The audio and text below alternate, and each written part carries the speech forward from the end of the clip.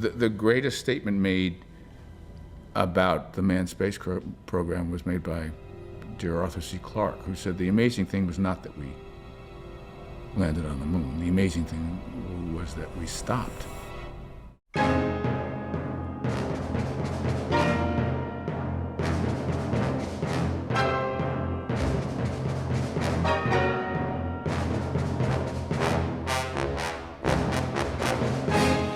Capricorn 1, la première mission habitée vers Mars, est sur le point de décoller.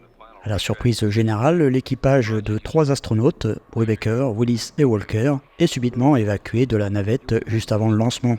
Ils sont transportés vers un site secret, un immense hangar en plein désert, où le directeur du programme, le Dr Kelloway, leur révèle la terrible vérité. Le système de survie de la navette est défectueux et la mission a dû être annulée. Pour éviter la panique et la fin du programme spatial, le gouvernement a décidé de simuler l'intégralité du voyage vers Mars. Les 3 astronautes sont alors contraints de jouer leur rôle de héros en direct depuis ce studio ultra secret.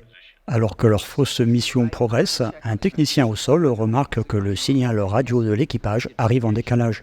Il comprend qu'il se passe quelque chose d'anormal, mais personne ne veut le croire. Il en parle à un ami journaliste, Caulfield, qui voit dans cette histoire le scoop de sa vie et commence à enquêter. Mais quand la navette vide revient sur Terre, la paroi isolante se détache du module de commande après l'entrée dans la stratosphère et provoque l'explosion de la navette. Les 3 astronautes, désormais des témoins gênants, réalisent qu'ils sont condamnés à être éliminés.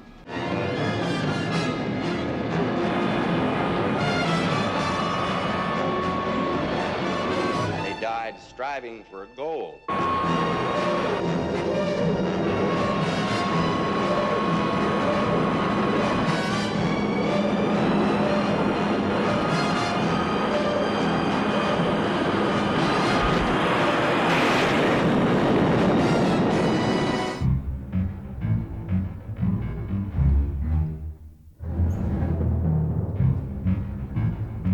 Peter Iams est né le 26 juillet 1943 à New York. Il a grandi dans un environnement baigné par le monde du spectacle. Son père était un producteur et publiciste à Broadway. Avant de se lancer dans le cinéma, Iams a d'abord travaillé comme reporter pour CBS News, ce qui l'a notamment amené à couvrir la guerre du Vietnam. Cette expérience a profondément influencé son cinéma, notamment son regard critique sur les institutions et son goût pour les histoires de complots et de vérités cachées. C'est en 1974 qu'il réalise son premier long-métrage, Les Casseurs de Gangs. Au fil de sa carrière, Iams a exploré une grande variété de genres, le thriller avec La Nuit des Juges, Presidio, Le Seul Témoin, le drame avec Guerre et Passion, la science-fiction avec le remarquable Outland et le très dispensable Time Cop, l'horreur avec Relic, le buddy movie avec le sympathique Deux flics à Chicago, le fantastique avec le décevant La Fin des Temps, l'action avec Mort subite, un sous-piège de cristal. Nous avons quitté Arrocade, nous sommes sur le métro aérien.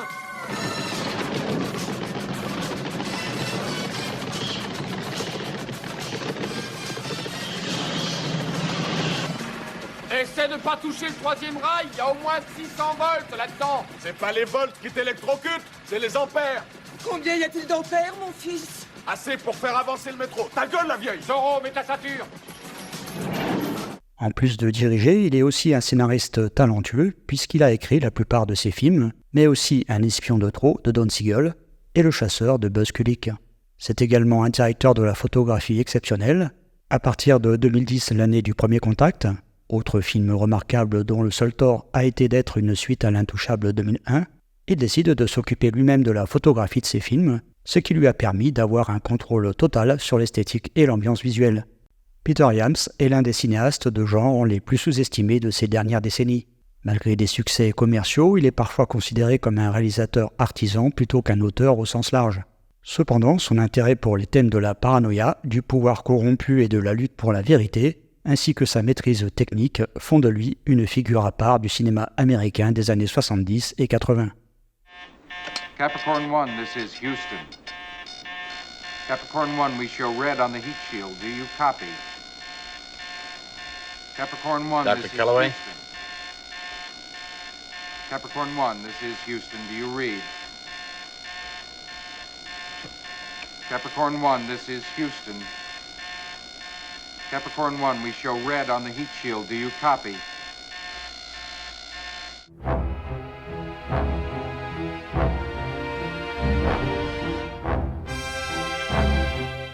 James Brolin est né le 18 juillet 1940 à Los Angeles.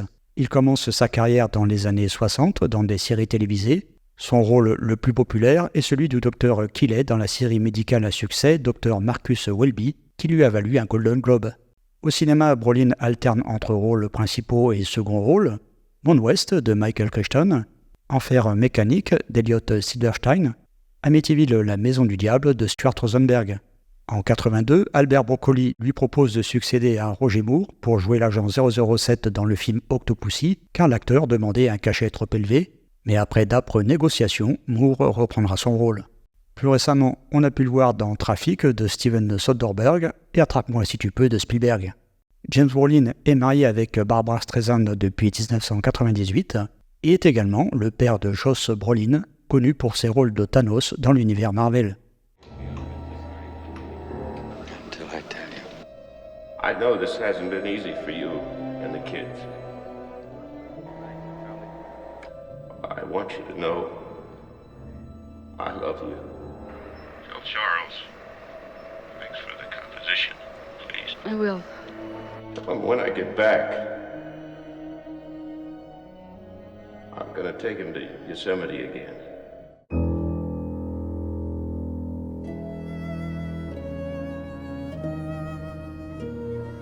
Avant d'accepter le rôle de Caulfield dans Capricorn One, Elliot Gould, acteur emblématique des années 70, était au générique d'Un pont trop loin de Richard Attenborough. On le verra ensuite dans L'argent de la banque, excellent film néo-noir dont j'ai fait la rétrospective. What are you after? I'm taking a terrible risk telling you this. You may throw me out of here and I do not want to be thrown out. I don't think your husband is the kind of man who makes mistakes, no matter how far away he may be. I think he was trying to tell you something. What? What did you do at Flat Rock?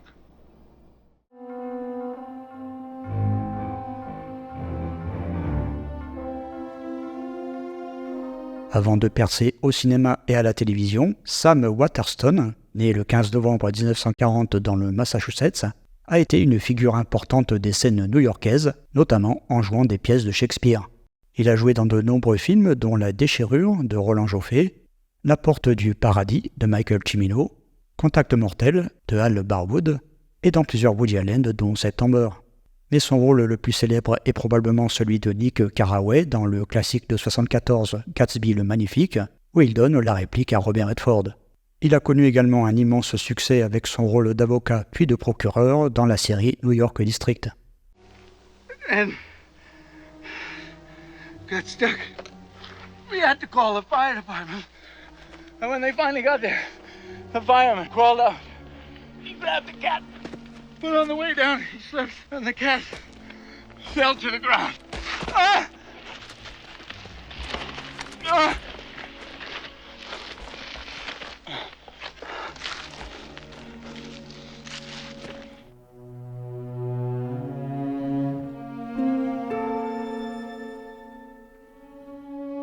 O.J. Simpson aura peu tourné pour le grand écran. Avant Capricorn One, on verra l'ex-sportif dans Le Pont de Cassandra. Après le film de Yams, il sera à l'affiche de L'Arme au poing, aux côtés de James Coburn.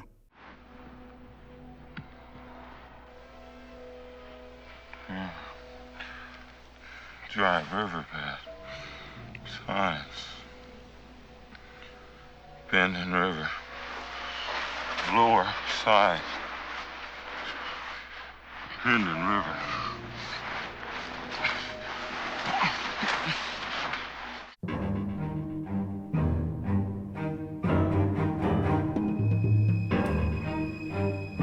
Je consacrerai un portrait de l'excellent Hal Holbrook à l'occasion d'une prochaine rétrospective, et comme je le fais habituellement, voici le film qui a précédé et celui qui a suivi Capricorn One. Pour le premier, il s'agit du drame Julia de Fred Zinman. Le suivant est Fog de John Carpenter. They're grown-ups. It's gotten too big. It's in the hands of grown-ups. What about our families? They're flying back from the Cape to Houston. They're all together on the plane. No, you're not serious. Brew, don't make me. You son of a bitch, tell me! They're on the plane together, goddammit! You want it in writing? There's a device. It's on the plane, too. There's some people, if I don't give them the all-clear signal, they'll explode it.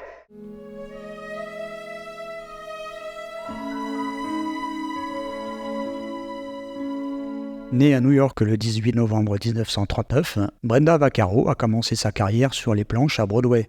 Elle a rapidement été remarquée pour son talent et a été nommée pour un Tony Award pour la comédie musicale Fleur de Cactus en 1965. Sa performance la plus remarquée au cinéma est sans doute dans Macadam Cowboy de John Schlesinger, pour laquelle elle a été nommée aux Oscars. En dehors de Capricorn One, on a pu la voir dans le film d'exploitation Week-end sauvage de William Fruet, Les naufragés du 747 de Jerry Jameson, ou encore Supergirl de Jados Wark. There's not much that I can say except that I'm very excited and proud. Everything seems to be going smoothly. Dr. Kellaway called to say that Prue and the crew were in excellent spirits. How has all this disrupted your family routine? Terrific question. Shove it. Well, the children will continue to go to school and we'll try to maintain a normal existence. À noter la participation de David Doyle, bien connu du public français pour avoir interprété John Bosley dans la série Drôle de Dame, de Karen Black, vue dans Complot de famille ou L'invasion vient de Mars, et celle de Telly Savalas. J'aurais bien entendu l'occasion de revenir sur la carrière de l'acteur, qui ne se résume pas qu'à la série qui l'a rendu populaire dans le monde entier. You would know sincerity if it ran over you. Not if you were driving it. I'm glad I'm not like you. I have better legs. Okay, I give up. Don't give up so easily. Just change your approach. What approach would you like? How about something like, I would like to jump you. Think that would work? Stands a better chance than wanting to share a meaningful life together. I would like to jump you. Go jump yourself.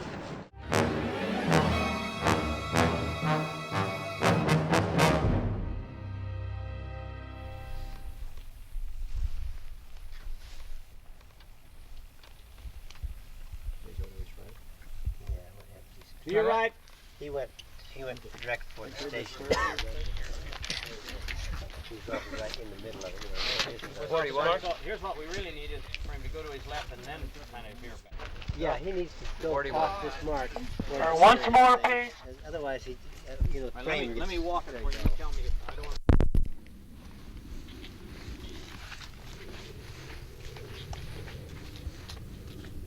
There you go.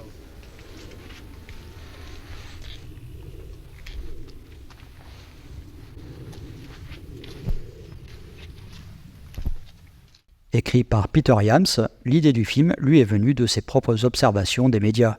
Il a noté que les informations sur les vols spatiaux étaient souvent accompagnées de simulations tournées dans des studios, ce qui a soulevé en lui une question fondamentale, et si quelqu'un allait jusqu'à simuler une histoire entière.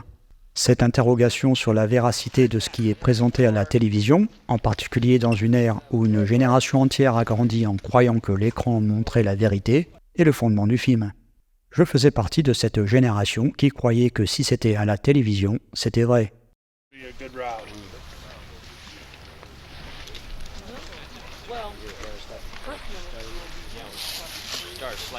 Okay. You ought to be in pictures. De par la nature de son travail chez CBS, Iams avait accès à de nombreuses recherches de la NASA, comme des manuels de mission et des schémas de modules de commande dont il pouvait s'inspirer.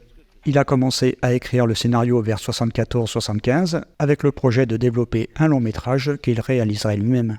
À cette époque, Iams était déjà reconnu à la télévision et au cinéma avec le film Les Casseurs de Gang qui venait de sortir. Mais en 1976, il réalise Piper avec Natalie Wood et Michael Caine, un film jugé si mauvais qu'il fut à peine diffusé et faillit mettre Iams en grande difficulté financière. Ce qui le sauva, lui et son projet naissant, fut son ami Paul Lazarus, producteur de Monde Ouest et de sa suite Les Rescapés du futur. Mais le producteur rusé n'allait pas se laisser arrêter par le mur d'Hollywood. Lazarus s'est tourné vers l'Angleterre lorsqu'il a eu un tuyau selon lequel Hugh Gredd, producteur britannique dont la société a produit Cosmos 99 et des longs métrages comme Le Voyage des damnés ou Le Pont de Cassandra, pourrait être intéressé par un nouveau projet. Lazarus et Iams rencontrent Gredd dans un hôtel new-yorkais, qu'il reçoit vêtu d'un peignoir de soie avec un énorme cigare Churchill à la bouche. Gred est séduit par l'histoire et après seulement 2 minutes d'échange, il prend une option tout en demandant une réécriture. Yams, aidé par Lazarus, retravaille le script et le soumet à Gred qui le valide sur le principe. Just a second, I haven't got tea yet. He's really making a tree out of it. I claim this land in the name of Gulliver's Travels. Prochaine étape, la prévente du film à divers investisseurs et chaînes de télévision étrangers en créant un ensemble de stars vendables. Avant ce film, toutes les productions de Gred reposaient sur un acteur populaire autour duquel construire un contrat, mais Capricorn One était une œuvre chorale avec 8 personnages principaux. Lazarus estimait que son rôle à ce stade du développement du projet était de convaincre Gred qu'il pouvait vendre le film avec 8 noms de milieu de gamme et reconnaissables, plutôt que de baser toute la production sur une seule grande star. What do you got now? He's right down the end of the valve. Now move. Cut it.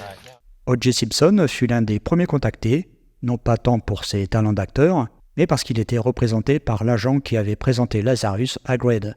L'actrice Candice Bergen, connue pour son rôle dans Soldat Bleu, était une amie de Lazarus et accepte de jouer le rôle de la journaliste qui aide le personnage joué par Elliot Gould, mais elle se désiste après s'être vue proposer un rôle plus important dans un film de Louis Malle, et c'est finalement Karen Black qui fut engagée. James Brolin, quant à lui, avait travaillé avec Lazarus dans Monde Ouest, et c'était l'acteur idéal pour incarner Brubaker.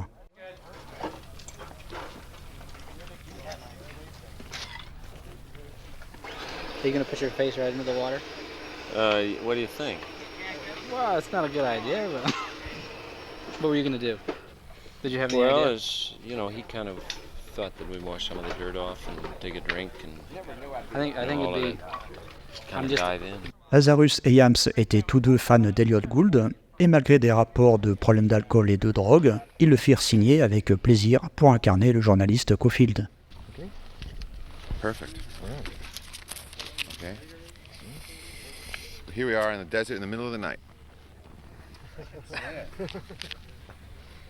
Elliot plays a star reporter. Is that right? Play a reporter star.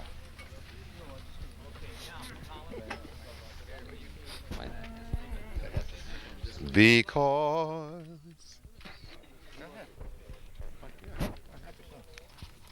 Puis Brenda Vaccaro, Sam Waterston et Al Holbrook ont rejoint la distribution. Tous les rôles principaux étaient occupés à l'exception d'un personnage, Albin, le pilote d'épandage agricole qui aide Caulfield à sauver un des astronautes. Peter Yams et Paul Lazarus voulaient Donald Pleasance, mais Hugh Gred avait Ellis Savalas en tête. Lazarus pensait qu'il n'était pas approprié pour le rôle car trop identifié au personnage de Kojak. Quand celui-ci demanda à Gred pourquoi il insistait tant pour avoir Savalas, le producteur lui répondit que s'il mettait son nom au générique, cela vaudrait $1,5 million de plus pour la télévision. Business is business. Are you ready, Jim? Ready? And now!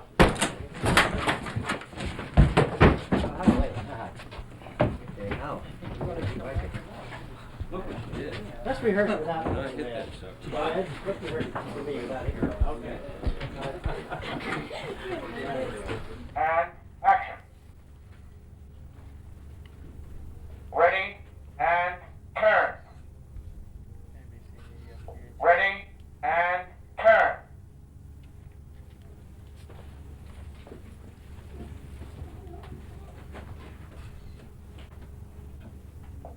Now!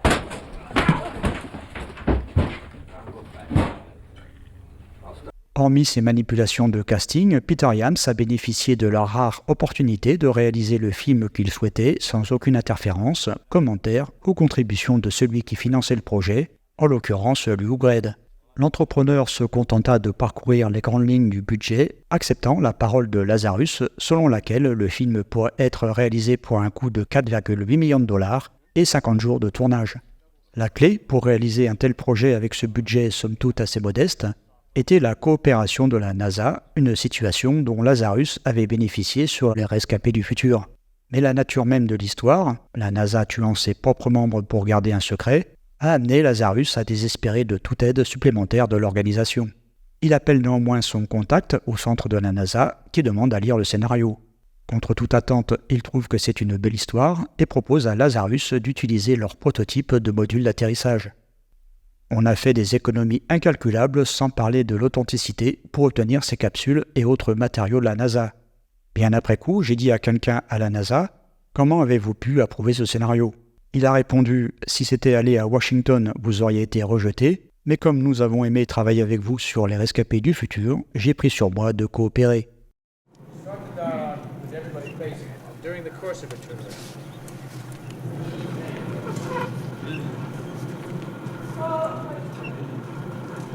Ready? And action.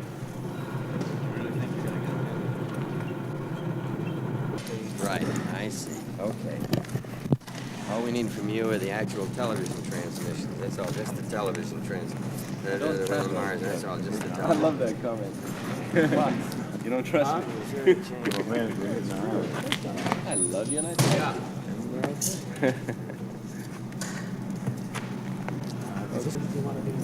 Huh? That doesn't matter much, but we should be sort of in the semi-darkness. Oh, Could you? Tell you. It'll be nice and Quite a long place. They're shooting all of this absurdity. I think it's funny. Absurdity, okay. Yams et Lazarus ont réalisé Capricorn 1 sans aucun incident majeur. Cependant, le perfectionnisme du réalisateur pouvait le rendre exigeant sur le plateau. Is that why you put OJ in the picture? You can do it like grown-ups. Juste avant le tournage d'une scène dans le désert de Mojave impliquant O.J. Simpson, Peter Yams vient saluer l'acteur dans sa caravane et lui demande s'il a bien son texte en tête. Simpson lui répond qu'il le saurait au moment de tourner. Agacé, Yams lui dit sur un ton ferme qu'il avait 15 minutes pour connaître cette scène, sinon il allait oublier son gros plan et qu'il serait un point noir en train de mourir au milieu du désert. Simpson est alors retourné dans sa caravane et est revenu 15 minutes plus tard avec son texte appris. Dans la scène où Brubaker, interprété par James Brolin, doit manger un serpent à sonnette pour survivre, la viande était en fait du sashimi de thon. Elle a tellement impressionné l'industrie aéronautique lorsqu'elle a acheté le film pour le diffuser sur les vols long courrier que le déjeuner très moelleux et salvateur de Brubaker était la seule scène qu'elle a demandé à être coupée.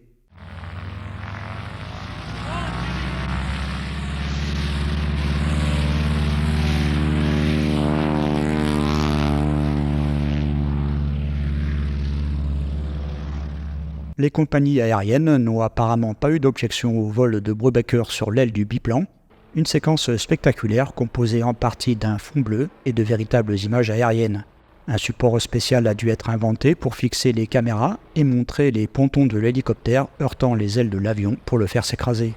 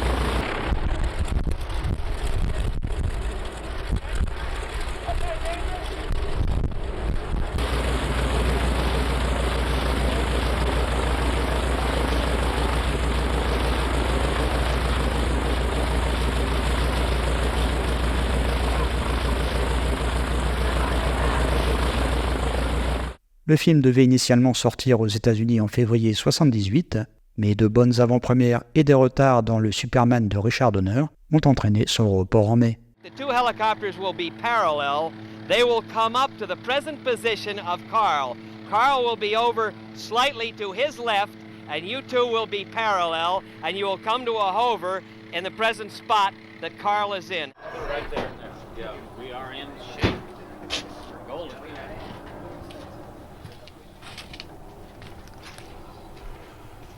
Now they're high enough right now. You'd be just a little bit lower than you are, fellas. Just a little lower. They're going to swing too wide, aren't they? Okay, now Where am I? turn around and come in You're a seated. little lower than You're that seated. height. That height is too high. That's negative. Come in a little bit lower. Okay, a little bit lower. George, did you copy?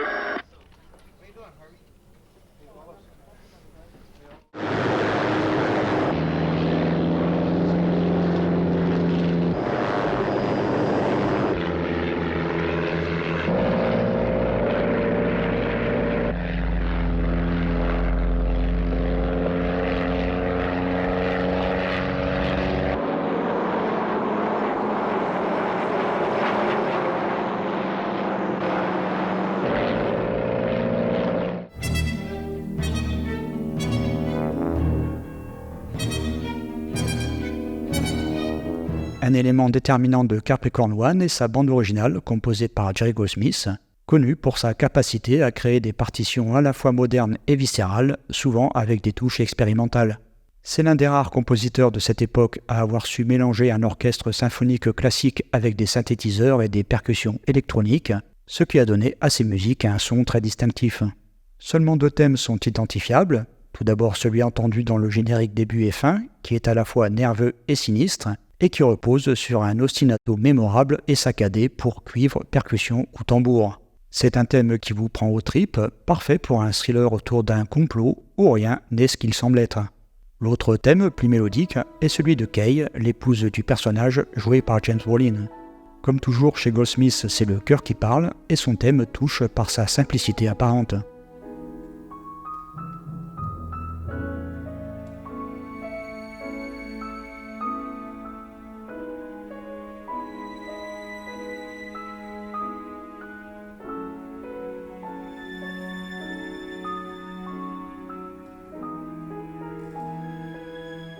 On l'entend tout d'abord dans une scène intimiste entre Kay et son fils, avant de revenir pour le final dans une version plus triomphante mais absolument magnifique. On ne peut que remercier Peter Iams d'avoir laissé une grande place à la musique dans cette scène finale.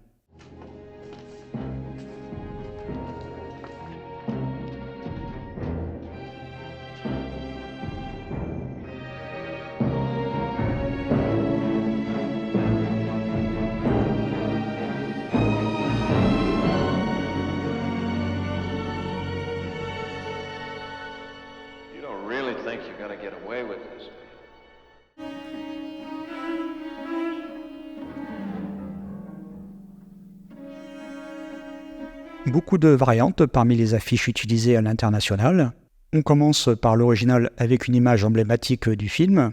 La française met plutôt en avant le côté action, tout en ajoutant la tête de Telly Savalas, alors que sa participation est à la limite du caméo, l'effet Kojak sans doute.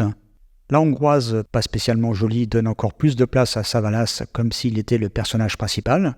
Comme la française, l'affiche japonaise vend Capricorn One comme un film d'action, ce qui n'est pas le cas de la roumaine qui présente le couple Brubaker tout sourire, sauf que cette scène n'est pas dans le film, probablement une photo promotionnelle.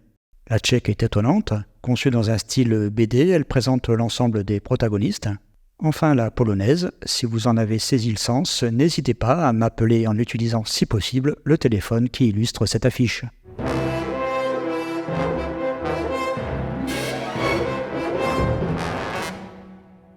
Le film est sorti le 5 mai 1978 dans les salles américaines. Selon le magazine Variety, il a été le seul film financé de manière indépendante et distribué par une grande compagnie à générer plus de 20 millions de dollars de recettes nationales en 1978. Un retour sur investissement considérable pour un budget de moins de 5 millions. Le film a donc été un succès commercial significatif en dépit des critiques tièdes. Capricorn One sort sur nos écrans le 26 juillet dans l'indifférence générale. Je n'ai pas trouvé les chiffres officiels, mais d'après mes informations, il aurait attiré guère plus de 150 000 complotistes.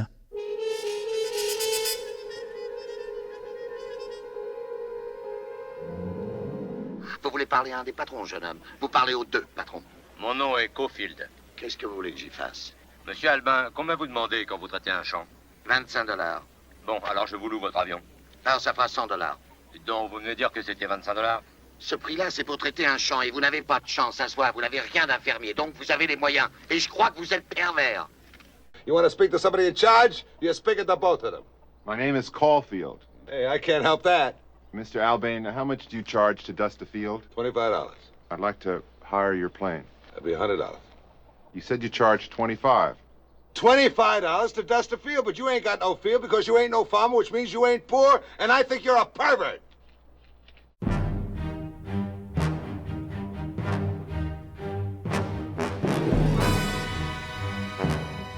Capricorn One s'inscrit parfaitement dans le sous-genre du thriller paranoïaque qui a prospéré dans les années 70.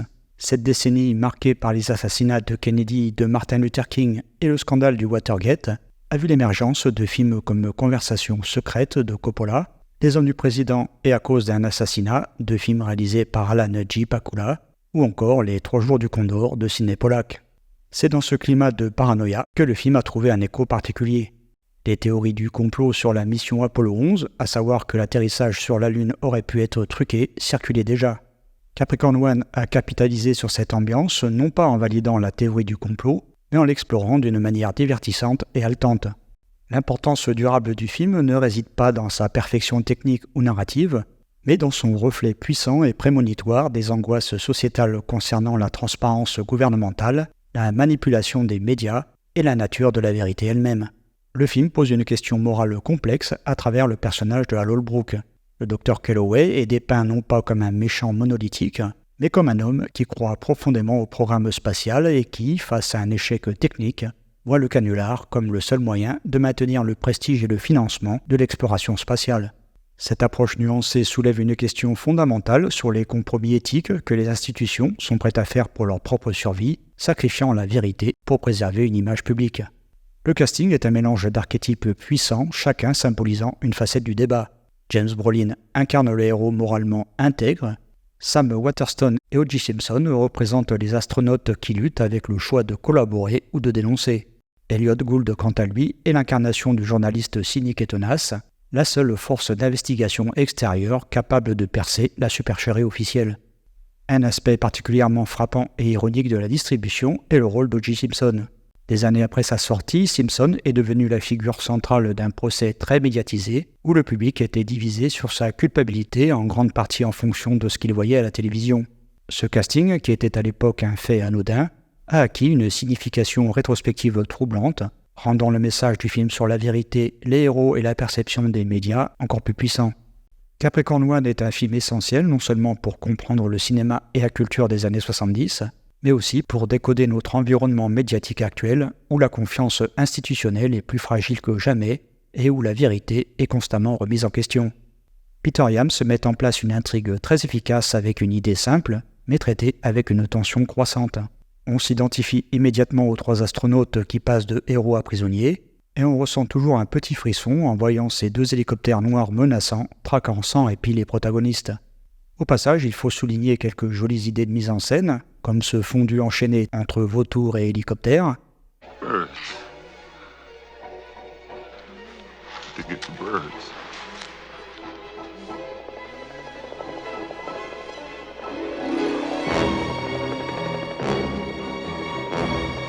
Ou encore ce raccord incroyable et absolument parfait entre cascadeurs et acteurs.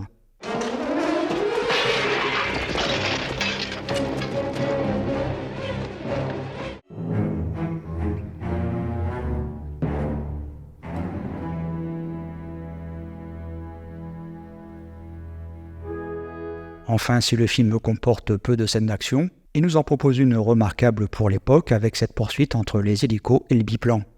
En conclusion, Capricorn One est un excellent thriller qui a su capturer l'esprit de son époque. Il est divertissant, bien réalisé, c'est un film qui mérite largement sa place parmi les classiques des années 70.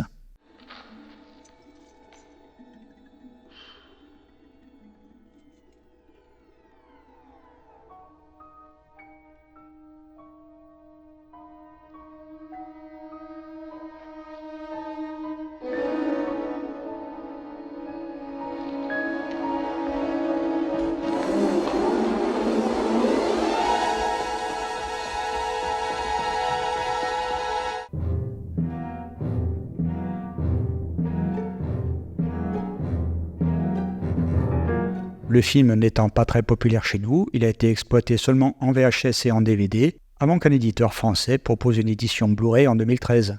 Cette édition semble épuisée un peu partout, sauf sur Amazon, où elle est vendue d'occasion 2 000 €. Non, vous ne rêvez pas. Alors pour pallier à ce manque, et puisque le film est disponible en intégralité sur YouTube en français ou en anglais, mais dans une qualité médiocre, je propose aux fidèles abonnés de la chaîne de me contacter par mail afin que je vous fournisse un lien pour le télécharger.